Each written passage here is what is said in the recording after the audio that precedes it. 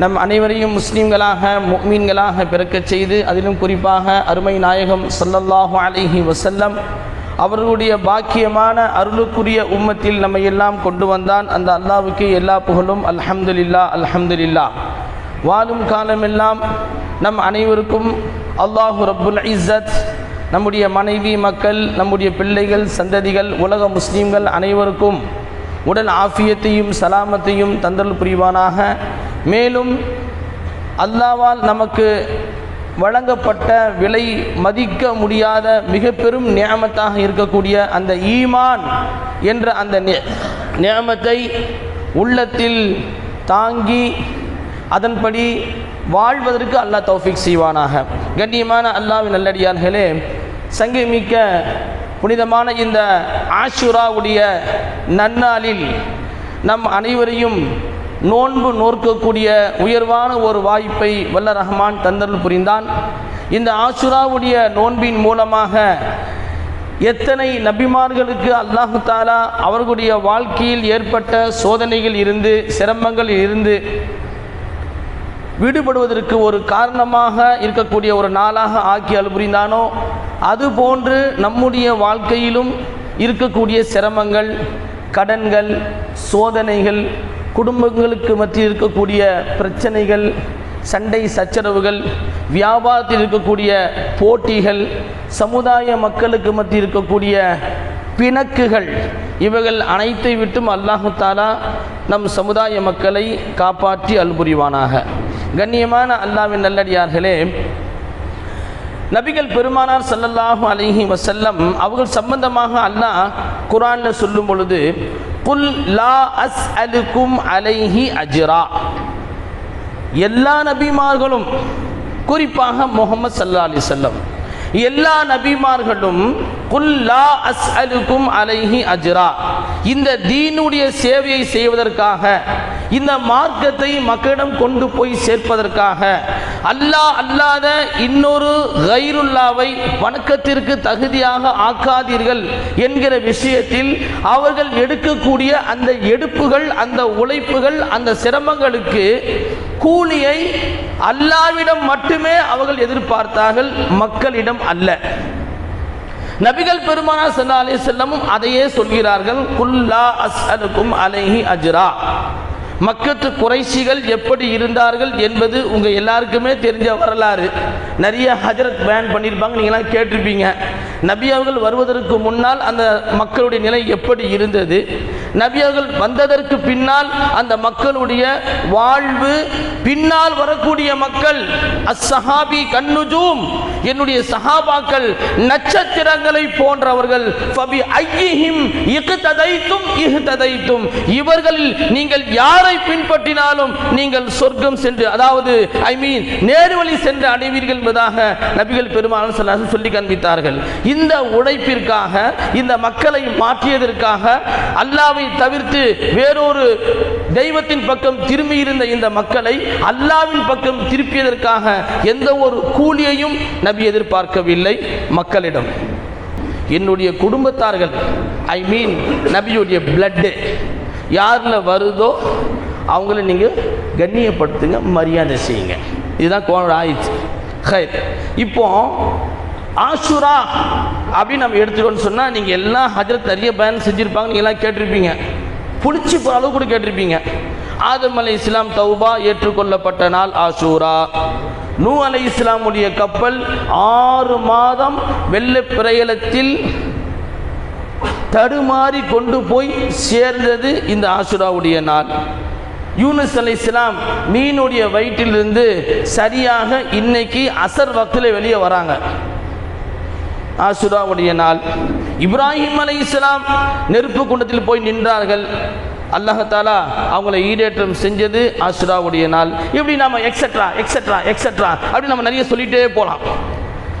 வரலாறு நீங்கள் பிரட்டி பார்த்தீங்கன்னா, ஆதம் அலைஹிஸ்ஸலாம்ல இருந்து ஹஜ்ரத் ஈசா அலைஹிஸ்ஸலாம், அதாவது உங்களுக்கே தெரியும், யஹூதா அந்த ஃபேமிலியில் வரவங்க தான் அந்த 11 பேர் அல்லது 7 பேர் ஈசா அலைஹிஸ்ஸலாமை காட்டி கொடுக்கும்போது பர் ரஃபஅஹுல்லாஹு இலைஹ், ஈசா அலைஹிஸ்ஸலாமை நாம் வானத்தின் பக்கம் உயர்த்தினோம். இந்த நாளை தான் அல்லாஹ் உயர்த்தினான். அவங்கள கொலை செய்ய வரும்போது அல்லாஹ் உயர்த்தினது இந்த நாள் தான். இப்படி வரலாற்றில் மற்ற நபிமார்களுடைய வரலாறை பிரட்டி பார்க்கும்போது அவங்களுடைய சிரமங்கள், அவங்களுடைய தேவைகள், அவங்களுடைய உயிர்கள் காப்பாற்றப்பட்ட நாள் ஆஷுராவுடைய நாள். நபிகள் பெருமானார் ஸல்லல்லாஹு அலைஹி வஸல்லம் சையதுல் அன்பியா, எல்லா நபிமார்களுக்கும் தலைவராக இருக்கக்கூடியவர்கள்.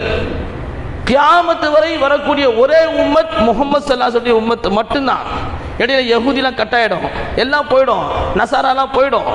ஆனால் கடைசியாக வரக்கூடிய உம்மத் ஸல்லல்லாஹு அலைஹி வஸல்லம் உம்மத் தான்.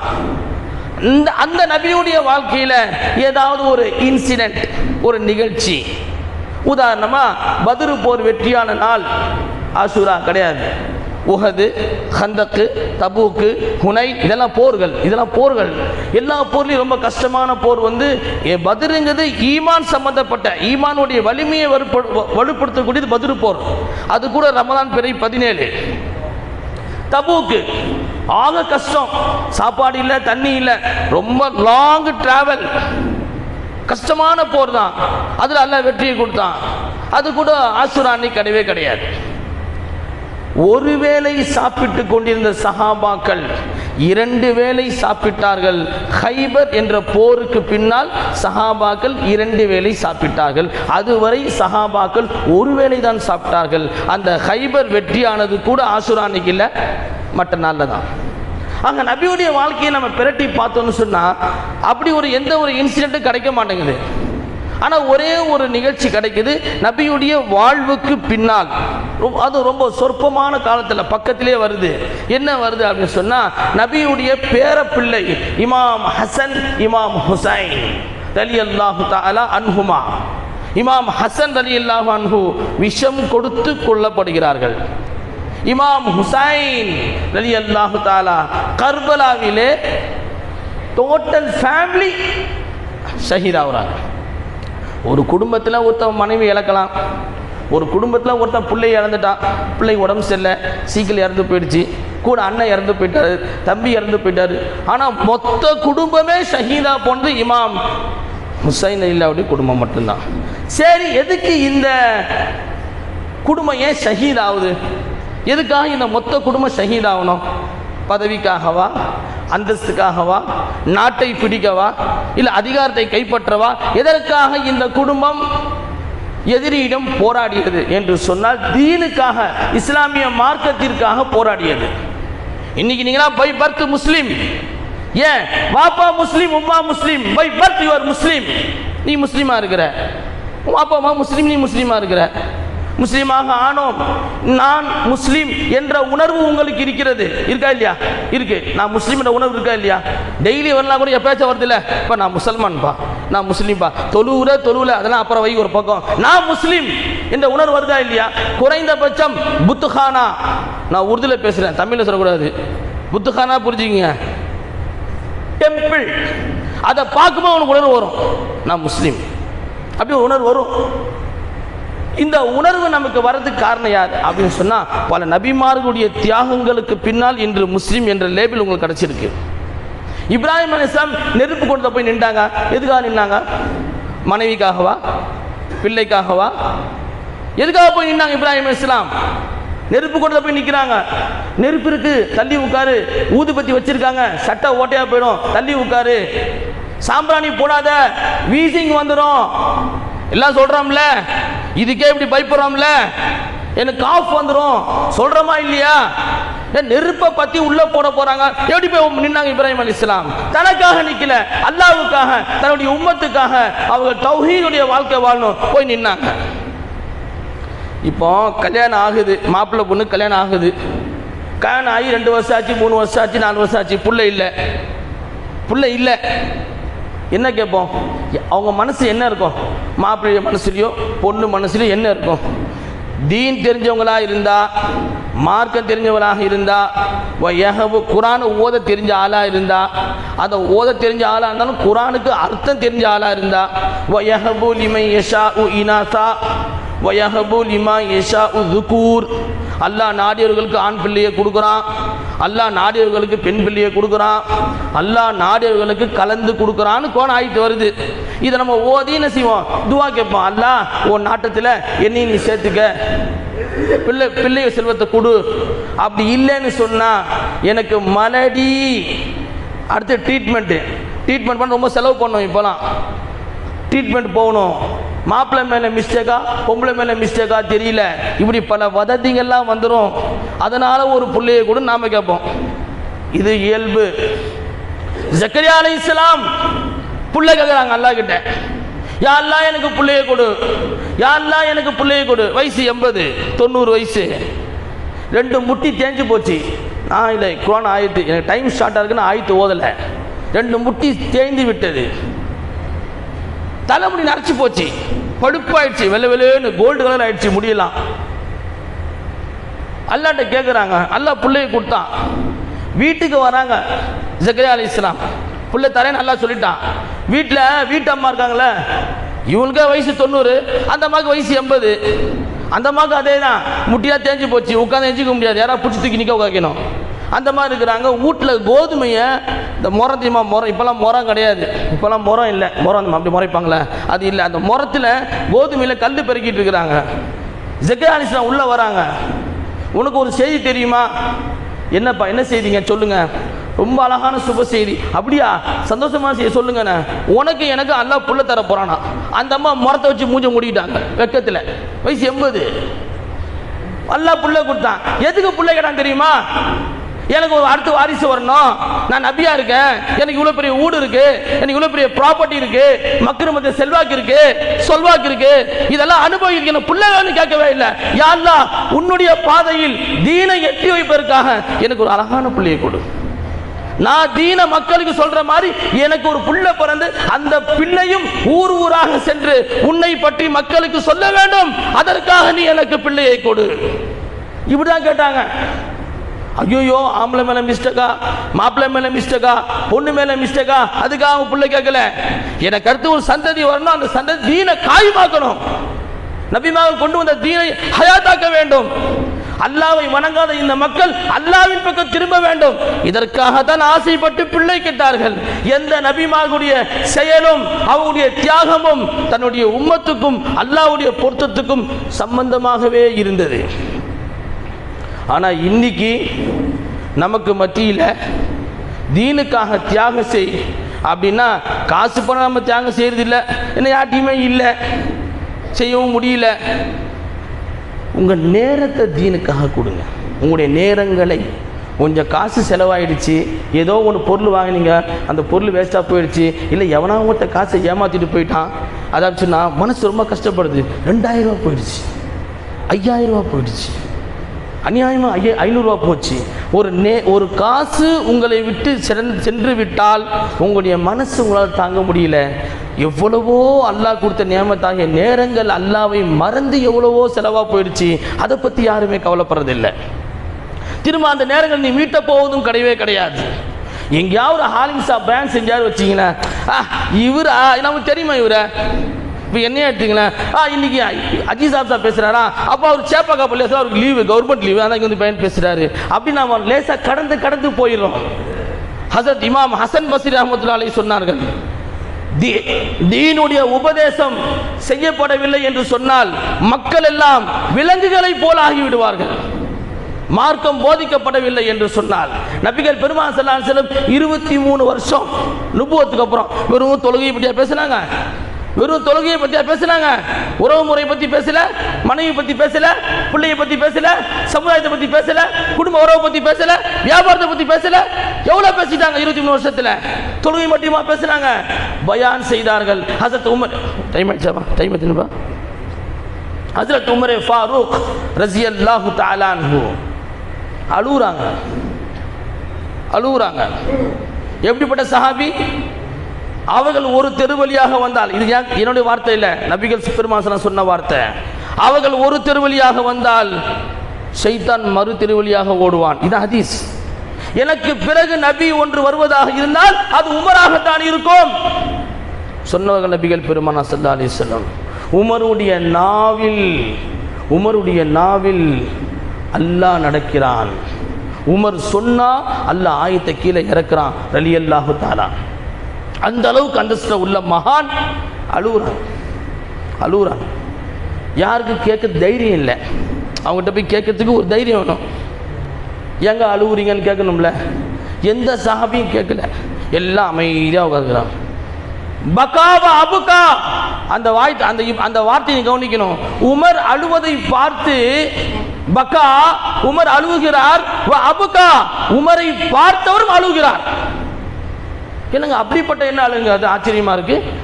மாஷா அல்லாஹ். யாரும் பிவி இறந்து போயிட்டாங்களா, பிள்ளை இறந்து போயிட்டாங்களா, ஏங்க அழுகுறீங்க? ஒரு கேள்வி வருமா இல்லையா? ஏன்பா நீ அழுகுற? ஆறுதலாக கேட்கலாம். ஒரே ஒரு சஹாபி மட்டும் போய் கேட்குறாங்க, யா உமர் ரஸியல்லாஹு தஆலா ஏங்க அழுகுறீங்கன்னு. ஒன்றும் இல்லை, நபிகள் பெருமானார் ஸல்லல்லாஹு அலைஹி வஸல்லம் வரதுக்கு முன்னாடி எங்கள் வாப்பா சில ஒட்டகங்களை கொடுத்து பாலைவனத்தின் பக்கம் ஒட்டகத்தை மேய்த்து விட்டு வா அப்படின்னு சொல்லும் பொழுது என்னுடைய அலட்சிய போக்கின் கேர்லெஸ் காரணமாக ஒரு ஒட்டகம் 2 ஒட்டகம் மிஸ் ஆகிடும். வீட்டுக்கு வரும்போது ரொம்ப கவலையோடு பயந்து வருவேன். खताब हज़रत खुतबाल சொல்றாங்க பாருங்க, முஸையினுல் மஸ்ஜிதி வல் மிம்பரி வல் மெஹராப் அமீருல் முஃமினீன் சையதினா உமர் இப்னுல் கத்தாப். கத்தாபுடைய மகன் உமர் குத்பால சொல்றாங்க. 4 சஹாபால் பேரை சொல்றாங்க அவங்க. அந்த கத்தாப், உமரே உன்னை ஒட்டகம் கூட நீ மேய்க்க லாய்க்கு இல்லையே, நீ ஒட்டகம் மேய்க்க லாய்க்கு இல்லையே, இவ்வளோ மோசமா இருக்க என்பதாக என் தகப்பனார் என்னை திட்டினார். நபிகள் பெருமானார் ஸல்லல்லாஹு அலைஹி வஸல்லம் அவர்களுடைய உபதேசத்தை கொஞ்சம் கூட மிஸ் பண்ணாம உபதேசத்தை கேட்ட நான் இன்று பல ஆயிரம் சதுர அடி மக்களை, நாட்டை ஆளக்கூடிய அரசராக அல்லாஹ் என்னை மாற்றி விட்டான். அவங்க எது மாத்திச்சு? அவங்க வீரமா, அவங்க தொழுகையா? எதுவுமே இல்லை. அவங்க சொல்ற வார்த்தை, நபியிடம் கேட்ட உபதேசங்கள் என்னை மாற்றி விட்டது. இன்னைக்கு நீங்க வாட்ஸ்அப், நான் எங்கே பயணம் சொல்லிட்டேன், நீ வாட்ஸ்அப் ஆன் பண்ணிட்டேன்.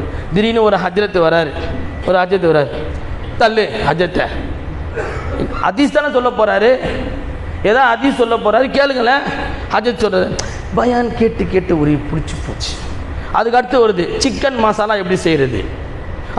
அது நீ ஏன் பார்க்குற? அது உன் பிவி வேலை. நீ இவ பார்க்குற மசாலா போடணும், இதை மசாலா முதல்ல போடணுமா ரெண்டாவது போடணுமா? இது எவ்வளோ தப்பான காரியம் செய்கிறோம் பார்த்தீங்களா நம்ம. அது ஒரு மொபைலுங்கிறது ஒரு டைம் கில்லரில், உங்களுக்கே தெரியும்ல.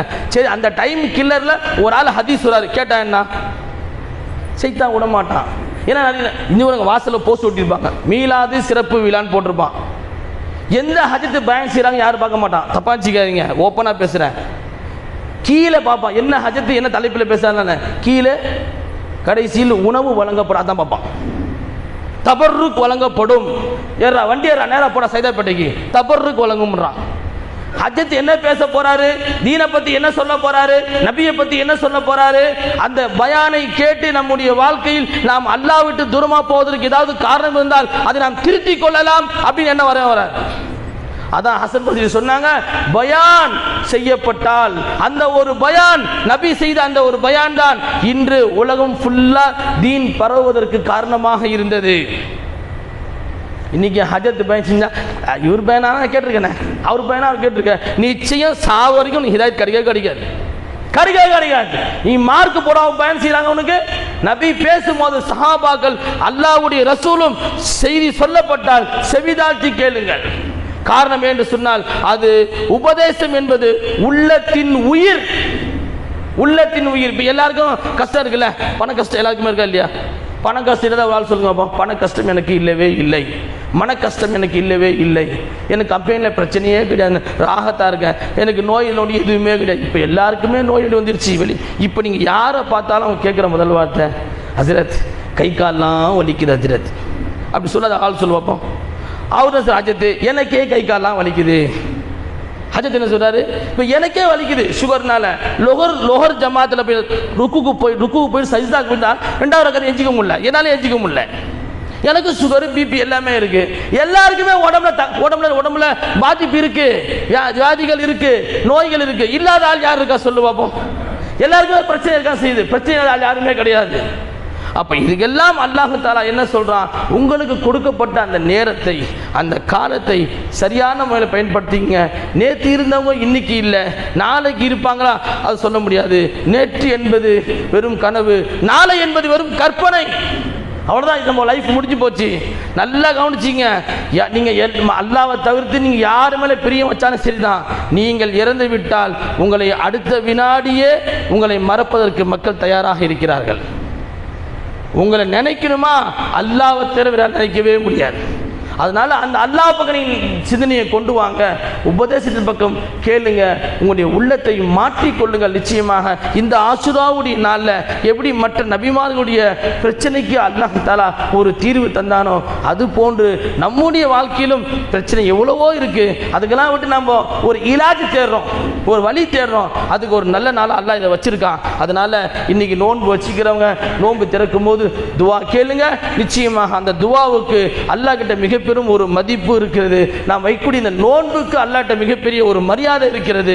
அதனால இந்த நல்ல நாளில் அவங்க சஹாபாக்கள் எல்லாம் தீனுக்காக வேண்டி தன்னுடைய பொருள், ஆவி, செல்வங்கள் எல்லாம் அர்ப்பணம் செய்து நம்ம தீனை கொடுத்துருக்குறாங்க. நாம் ரொம்ப பெருசாக தூக்கி அவனுக்கு பிடிக்க தேவையில்லை. நீங்க சொல்லுங்க, மனசாட்சிக்கு பயந்து சொல்லுங்க, உங்க ஹஜ்ரத்திட்ட கேளுங்க, நபியும் சஹாபாக்களும் எப்படி தொழுதார்கள், அப்போ பள்ளியாசல் எப்படி இருந்துச்சு, இப்போ பள்ளியாசல் எப்படி இருக்கு. ஒரு சஹாபி தொழுது முடிச்ச உடனே நபி எழுந்து வரும்போது எதிர்க்க சஹாபாக்கள் வராங்க. வரும்போது சலாம், நபிக்கு சலாம் சொல்லுவாங்க. நபி நெத்திலேருந்து அப்படியே மன்னார் நெத்தியில் அப்படியே தடை விடுவாங்க நபி ஸல்லல்லாஹு அலைஹி வஸல்லம். இன்னைக்கு இதே பள்ளியாசல் மண்டிருந்துச்சு, பாய் பெருக்கிறீங்களா பாருங்க, நெத்தியில் மண்ணு பாருங்க பாய்க்கு அப்படி நம்ம சொல்லுவோம். நபிகள் பெருமாள் ஸல்லல்லாஹு அலைஹி காலத்தில் தொழுது முடிச்சோம், நெத்தியில் ஃபுல்லாக மண்ணாக இருக்கும், ஃபுல்லாக கூழாங்கல். நல்ல வேலை மழை பெய்யாத வரைக்கும் பிரச்சனை இல்லை, மழை பெஞ்சிச்சு தண்ணி வந்துடும். தண்ணி வந்துட்டா சஹாபாக்கள் சஜிதாக போயிட்டு எழுஞ்சிக்கும் போது சேர் முகத்தில் வடியும். இன்னைக்கு ஒத்துப்பீங்களா, இந்த மாதிரி பல செஞ்சு ஒத்துப்பீங்களா, நீங்கள் ஒத்துப்பீங்களா? அப்படி வாழ்ந்துட்டு போயிருக்காங்க. அவ்வளவு கஷ்டப்பட்டு சிரமங்கள் பட்டு இந்த பள்ளிவாசலை ஆபாத ஆக்கியும் கையில் கொடுத்து, அதெல்லாம் தாண்டி இப்போ உங்களுக்கு ஏசிலாம் போட்டு எல்லா வசதியும் கொடுத்து நீங்கள் வாங்கன்னு கூப்பிட்டா அதுக்காக நேரம் ஒதுக்க நம்ம தயாராக இல்லை. கொஞ்சம் யோசிச்சு பாருங்க. நம்ம ஒன்றும் 1000 வருஷம்லாம் வாழ போறது இல்லை.